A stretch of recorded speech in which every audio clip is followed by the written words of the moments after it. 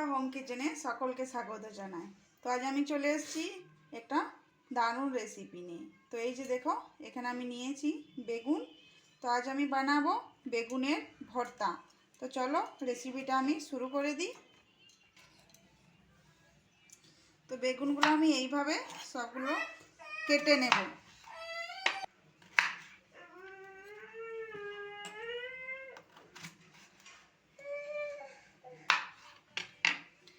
তো এই যে আলুটা 4 ভাগ করে নিয়েছি।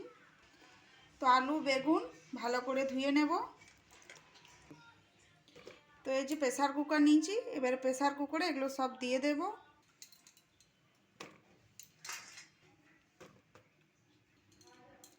তো যে এখানে দুটো টমেটো নিয়েছি, এগুলো এইভাবেই দিয়ে দেব টমেটোগুলো। এবারে এতে দিয়ে দেব পরিমাণ মতো জল আর দিয়ে দেব নুন। তো এটা মিডিয়াম আছে 3টে সিটি দিয়ে দেব।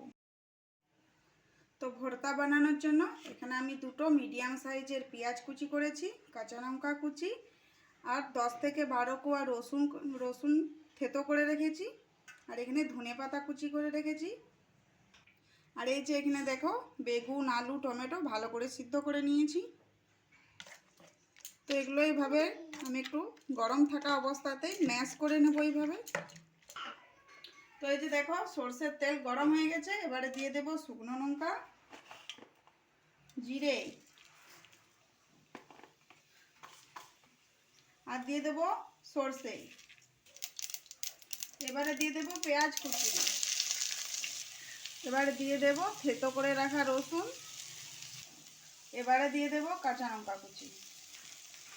এবারে দেব হলুদ গুঁড়ো, জিরে গুঁড়ো, ধনে গুঁড়ো, অল্প লঙ্কার গুঁড়ো, স্বাদ অনুযায়ী নুন। এই যে দেখো এগুলো ভালো করে মিশিয়ে নিয়েছি। এবারে এই যে বেগুন টমেটো আলু সিদ্ধ করে রেখেছি এটা দিয়ে দেব।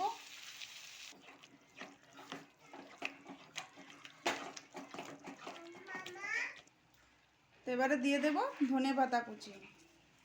তো দেখতে পেলে বেগুন ভর্তা বানানো কতটা সহজ। তো আমি যেভাবে বানালাম বেগুন ভর্তা এইভাবে এবার বাড়িতে বানিয়ে খেও, খুবই সুন্দর হয় খেতে। রুটি ভাত সকলের সাথেই ভালো লাগে। তো আজকের এই রেসিপিটা তোমাদের যদি ভালো লেগে থাকে তো অবশ্যই আমার চ্যানেলটা সাবস্ক্রাইব করো, লাইক কমেন্ট শেয়ার করতে ভুলো না। তো চলো ভালো থেকো সুস্থ থেকো, আবার আসছি একটা নতুন রেসিপি নিয়ে।